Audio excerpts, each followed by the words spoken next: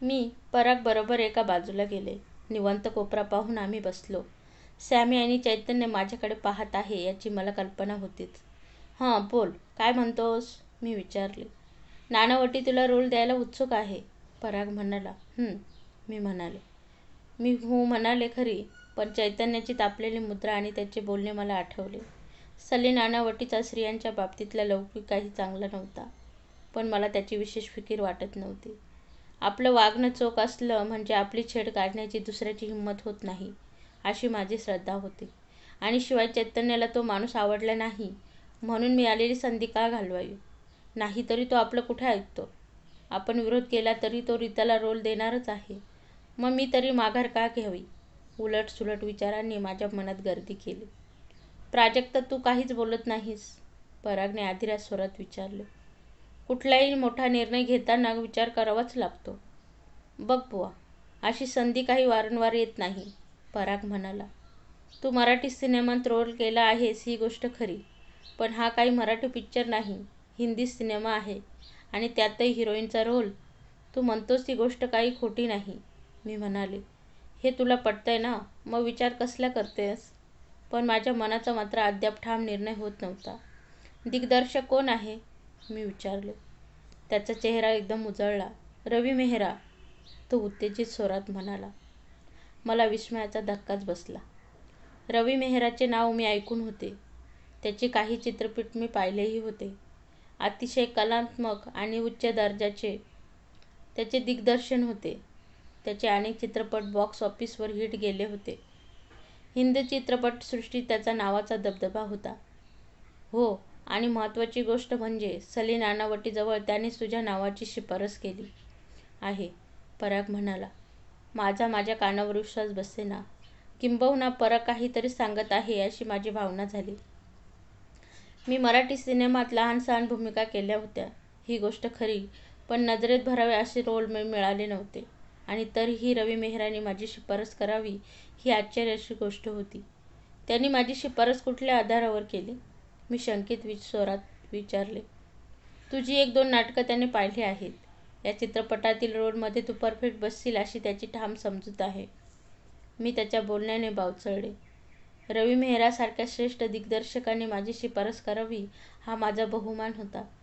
मला वाटतं तू ही संधी सोडू नये, पराग दूरपणे म्हणाला. माझी डळमळीत मनस्थिती त्याने हेरली असावी. त्याच्या दिग्दर्शनाखाली काम करावयास मिळावे म्हणून मोठमोठे स्टारही प्रयत्नशील असतात आणि तुझ्या नशिबाने तुला ही संधी आपणहून चालून आली आहे. मी ही संधी साधणार आहे, मी निश्चयाने म्हणाले. तू माझा होकार नानावटीला कळव. त्याच वेळेस सॅमी माझ्या पाठीमागे येऊन उभा राहिला. पराग तिथून दूर झाला. तू नानावटीची ऑफर स्वीकारलीस की काय? सॅमीने आश्चर्याने प्रश्न केला. हो का? मी विचारले. ही ऑफर स्वीकारताना तू चैतन्याचा विचार घेतला होतास? कशासाठी? नानावटीची कीर्ती चांगली नाही म्हणून, सॅमी म्हणाला. नानावटीविषयी त्याचे मत काय आहे याची तुला कल्पना आहेच आणि ही गोष्ट खरी आहे. मग उगाच चैतन्याला डिवचण्यात काय अर्थ आहे? मला सॅमीचा रागच आला. माझ्यापेक्षा त्याला चैतन्याचीच अधिक काळजी दिसत होती. रीताविषयी बोलणं झालं तुमचं? मी उलट विचारले. अर्थातच, सॅमी मोकळेपणाने म्हणाला. त्यामागची त्याची भूमिकाही त्याने मला सांगितली. आणि त्याचं म्हणणं तुला पटलं? त्यात न पटण्याजोगे काय आहे? त्याचं म्हणणं जर तुला पटतं तर माझं म्हणणं तुला पटण्यास काय हरकत आहे? कारण मुळातच तुझा दृष्टिकोन चुकीचा आहे. तो कसा काय? मी वाद घालण्यासाठी म्हणाले. त्याच्या दृष्टीमागे कलेचा विचार आहे. रीताच्या सुप्त गुणांना फुंकर घालण्याचा प्रामाणिक प्रयत्न आहे. आणि माझ्या बाबतीत तुझी भूमिका दुराग्रहाची आहे. ती कशी बुवा? तू त्याची जिरवण्यासाठी हा रोल स्वीकारित आहेस. हे तुझं म्हणणं काहीतरीच आहे. रवी मेहराच्या हाताखाली काम करण्याची संधी सहजपणाने मिळाली असती तर गमावणं हा निव्वळ मूर्खपणा आहे. मी तुझ्यापेक्षा 4 पावसाळे आधी काढले आहेत या इंडस्ट्रीत. रवी मेहरा एक जबरदस्त दिग्दर्शक आहे ही गोष्ट मान्य, पण एक माणूस म्हणून त्याचे स्थान अगदी खालच्या पातळीवर आहे. त्याच्याशी काय करायचंय मला? मी म्हणाले. माझा मतलब फक्त कामाशी आहे. एकूणच तू ही ऑफर स्वीकारणार आहेस तर? त्याने निराश स्वरात विचारले. हो, मी म्हणाले. त्याने खांदे उडवले आणि बाजूला झाला. मी काही क्षण तशीच बसून राहिले. मी घेतलेला निर्णय बरोबर आहे की चूक हे मात्र मला आकलन होत नव्हते. श्यामीविषयी मला आदर होता. आजवर प्रत्येक वेळी त्याने मला हिताचाच सल्ला दिला होता. तेव्हा नानावटीबद्दल तो उगाच काही रचून सांगेल अशी शक्यताच नव्हती. केवळ चैतन्याचे ऐकून तो त्याची बाजू घेईल आणि माझी प्रगती रोखून धरेल असं मला वाटत नव्हतं. मनात पुन्हा विचारांचा गुंता झाला. शेवटी मी उठले आणि चैतन्याकडे आले आणि माझा संताप पुन्हा उसळला. रीता चैतन्याजवळ बोलत बसली होती. त्याला अगदी खेटून आणि मग पार्टी संपेपर्यंत ती त्याला चिकटून बसली होती. तो तिच्याशी हळूहळू काहीतरी बोलत होता. मधूनच हसत होता. क्वचित तिच्या शरीराला स्पर्शही करीत होता. मी तशी धुमसत राहिले. माझा मूड साफ गेला होता. शेवटी एकदाची पार्टी संपली. आम्ही नितीनचा निरोप घेऊन बाहेर पडलो. आम्ही टॅक्सी न करता पायीच चालत जाण्याचे ठरवले. आता रस्ताही मोकळा होता. थंडगार वाऱ्याने मोठे प्रसन्न वाटत होते. काही वेळ आम्ही मुकाट्याने चालत राहिलो. पार्टीमध्ये मी तुझ्याबरोबर होते याची आठवण होती तुला? माझ्या संतापाचा स्फोट झाला. ते विसरणं कसं शक्य होतं प्राजू? साऱ्या पार्टीभर तू माझ्यावर पहारा करीत होतीस, तो म्हणाला. आणि तरीही तू त्या बयेबरोबर खिदळत होतास, मी खोचक स्वरात म्हणाले. का? मत्सर वाटला की काय तुला तिचा? त्याने थंड स्वरात विचारले. तिची लायकी तरी आहे का तितकी? मी नाक उडवत म्हणाले. आपल्या देहाच्या नाटकातून प्रदर्शन करण्याची कवडी किमतीची आर्टिस्ट ती. प्राजू, त्याचा स्वर एकदम तीक्ष्ण बनला. किती झालं तरी ती एकेकाळी प्रेयशी होती माझी. तिच्याविषयी असलं भलतं संपतं बोललेलं खपणार नाही मला. ती फार पूर्वीची गोष्ट झाली. आता तू माझा नवरा आहेस. खरंच, तो खवचट स्वरात म्हणाला. पण मला तर तसं काही वाटत नाही. मग काय वाटतं तुला? मी त्याला वेडावीत विचारले. आपलं ते नातं संपलं आहे. त्याचं बोलणं ऐकून मला धक्काच बसला. पण त्याला तरी दोष देण्यात काय अर्थ होता? मीच त्याच्याशी तसं वागत होते. त्याने माझ्यापासून स्वतः 4 हात दूर राहावं याची त्याला वारंवार जाणीव करून देत होते. मग त्याने असं म्हटलं तर त्यात काय चूक होती? माझं हे वागणं योग्य नाही याची मला जाणीव नव्हती असं नव्हतं. पण अहंकार यात मी अशी काही गुरफटून गेले होते की आपली वागणूक सुधारण्याची मला इच्छाच होत नव्हती. त्याने मला संपूर्णपणे शरण यावं असं मला वाटत होतं आणि त्यात तडजोड करायला मी तयार नव्हते. मग घरी पोहोचेपर्यंत आमच्यात अगदी जुजबी असं बोलणं झालं. आम्ही घरात शिरलो आणि मी तडक वर निघून गेले. थांब जरा प्राजू, तो म्हणाला. आता बरीच रात्र झाली आहे. मी आळसवलेल्या स्वरात म्हणाले. तुला काय बोलायचं आहे ते उद्या बोल. मला आता झोप येत आहे. नाही, तो ठाम स्वरात म्हणाला. मी तुझा फार वेळ घेणार नाही. ठीक आहे, बोल, मी नाईलाजाने म्हणाले. तू नानावटीच्या पिक्चरमध्ये काम करणार आहेस? त्याने विचारले. हो, मी तसं ठरवले आहे. कशासाठी? कशासाठी म्हणजे? मी आश्चर्याने विचारले. मी आणि सॅमीने तुला त्या माणसाबद्दल कल्पना दिली आहे आणि तरीही मी ऑफर स्वीकारणार आहे. पण का? तू रीताला रोल का देणार आहेस ती गोष्ट वेगळी आहे. त्या मागचा माझा हेतू शुद्ध आहे.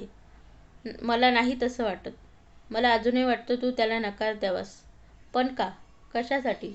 मी थोडंसं चिडून विचारलं. मला तसं करण्यासाठी काही कारण दिसत नाही. तो क्षणभर गप्प राहिला, पण त्याच्या चेहऱ्यावरचा क्षोभ स्पष्ट दिसत होता. संपलं तुझं बोलणं? मी विजयी स्वरात विचारले. आता मी बोलू? त्याने मान हलवली. आपल्या लग्नापूर्वी तुझा आणि रीताचा संबंध होता. मगाशी बोलताना तू तिचा आपल्या भूतपूर्व प्रेयसी म्हणून उल्लेख केलास. खरं ना? हो. आणि त्याचसाठी तू तिला रोल देणार आहेस? एकदम चूक. तिचं म्हणणं मला पटलं म्हणून मी तिला रोल देणार आहे. केवळ त्यासाठीच? मी चिडून विचारले. तुला तिचा सहवास नको आहे? तिचं गुबगुबीत शरीर नको आहे? त्याची मुद्रा अधिकच प्रक्षुब्ध झाली. काहीतरी बरळू नकोस, तो उसळून म्हणाला. का? संबंध आला नव्हता? तुम्ही लग्न करणार होतात ही गोष्ट खोटी आहे? मी आता इरेला पेटले होते. आम्ही लग्न करणार होतो ही गोष्ट खरी आहे, पण आमचा होता ही गोष्ट मात्र साफ खोटी आहे, तो आवेशाने म्हणाला. त्याच्या त्या आवेशाने मी गप्प झाले. त्याचा आवेश प्रामाणिक आहे ही गोष्ट मला देखील पटत होती, पण तरीही तसं कबूल करायची मात्र माझी तयारी नव्हती. मला हे खरं वाटत नाही, मी हट्टीवादपणे म्हणाले. रीताबद्दल तुला काय माहीत आहे? त्याने चिडखोर स्वरात विचारले. पुष्कळचं. तिने आणि मी एका सिनेमात एकत्र काम केलं होतं. तेव्हा तिने तुला तिचा आणि माझा शेता असं सांगितलं? त्याने थोडंसं गोंधळून विचारलं. नाही, ती तसं काही बोलली नाही. मी खरं ते सांगितलं आणि तरीही तू तसा आरोप करतेस? त्याने आश्चर्याने विचारले. तिच्याबद्दल इंडस्ट्रीत अनेक प्रवाद आहेत, मी म्हणाले. पूर्ण माहिती असल्याशिवाय कुठलंच विधान ठामपणे करू नये, प्राजू. त्यामुळे तोंडावर आपटायला होतं, तो शांत स्वरात म्हणाला. त्याचं म्हणणं खरं होतं. रीता तशी आहे याविषयी माझ्याजवळ कुठलाच पुरावा नव्हता. काही क्षण मी तशीच बसून राहिले, विचार करीत. तोही काहीच बोलला नव्हता. सुन्न झाल्यासारखा तो बसला होता. शेवटी मी उठले आणि जिन्याकडे निघाले. उद्यापासून वेळ मिळेल तेव्हा आपण स्क्रिप्टवर बसणार आहोत, तो म्हणाला. मी होकारार्थी मान हलवली आणि वर गेले. दुसऱ्या दिवसापासून आमचा कार्यक्रम अगदी ठरल्यासारखा पार पडू लागला. सकाळी नाश्ता झाल्यावर आम्ही तासभर स्क्रिप्टवर चर्चा करीत बसलो. आई तीर्थयात्रेला गेल्यामुळे सकाळचा नाश्ता मलाच बनवावा लागत होता. अर्थात त्यात मला वाईट वाटत नव्हते. चैतन्य वर्षानंतर परत आला होता. त्याला निरनिराळे पदार्थ करून खाऊ घालण्यात मला मनस्वी आनंद वाटत होता. तोही खुश होता. नाश्ता झाल्यावर आम्ही दोघेही बाहेर पडत असू. अर्थात दुपारचे व रात्रीचे जेवणही बाहेरच होई. आम्ही इतपतच जवळ आलो होतो. दरम्यान मी नानावटीचा चित्रपट साईन केला होता. तर चैतन्याने एक ताणतणावाने भरलेले गंभीर प्रकृतीचे नाटक डायरेक्शनसाठी स्वीकारले होते. नाटकाची जमवाजमव चालू होती. सोनल आणि रीता त्या नाटकात प्रमुख भूमिका करीत आहेत अशी ही बातमी माझ्या कानावर आली होती. पण एका शब्दानेही मी त्याबद्दल विचारले नाही. आम्ही फक्त कॉन्ट्रॅक्टसाठी एकत्र आलो आहोत आणि कसलीही भानगड करायची नाही अशी माझी त्यामागची भूमिका होती. पण नाही म्हटलं तरी आमच्यात वाद झालाच. हा वाद झाला तो अरोराच्या ज्या कॉन्ट्रॅक्ट संबंधात आम्ही एकत्र आलो होतो त्यावरून. अरोराच्या या चित्रपटात मी प्रमुख रोल करणार होते, तर चैतन्य या चित्रपटाचा डायरेक्टर होता. वर्षापूर्वीच आम्ही अरोराशी तसा करार केला होता. ॲडव्हान्स रक्कमही आम्ही उचलली होती. आमचा वाद झाला तो चित्रपटाचा शेवट कसा असावा यावरून. मला चित्रपटाचा शेवट सुखांत हवा होता, तर त्याला दुःखांत. मी या चित्रपटाची नायिका आहे, शेवटी मी तडकून म्हणाले. असशील, तोही उसळून म्हणाला. पण मी डायरेक्टर आहे. स्क्रिप्टविषयीच्या माझ्या संकल्पना वेगळ्या आहेत. मला त्या कृतीत आणायच्या आहेत, तुला नाहीत. म्हणून काय झालं? हे कॅरेक्टर कसं सादर करायचं याबद्दल माझ्याही काही कल्पना आहेत. शेवट बदलल्याने त्याला तडा जाईल. मला सुखांत शेवट हवा आहे. हा नानावटीचा चित्रपट नाही आणि मी रवी मेहराही नाही. आपल्या सौंदर्याच्या प्रभावाने तू त्या दोघांवर प्रभाव टाकू शकशील, माझ्यावर नाही, तो म्हणाला. काय म्हणालास? मी एकदम तडकून विचारले. हातातले पेपरवेट मी थकन त्याच्या अंगावर फेकले. तू काय म्हणालास याची कल्पना आहे तुला? तू मला कुणाच्या पंक्तीत नेऊन बसवतो याची जाणीव आहे तुला? माझा आवाज आता चांगलाच तापला होता. त्याचा राग एकदम उतरला. सॉरी प्राजक्ता, तो नरमाईच्या स्वरात म्हणाला. माझा तसा उद्देश नव्हता. वादविवादाच्या आवेशात काही चुकीचे शब्द बाहेर पडले असतील, पण ते शब्द मनापासून नव्हते. तो उठला आणि माझ्या खांद्यावर हात ठेवला.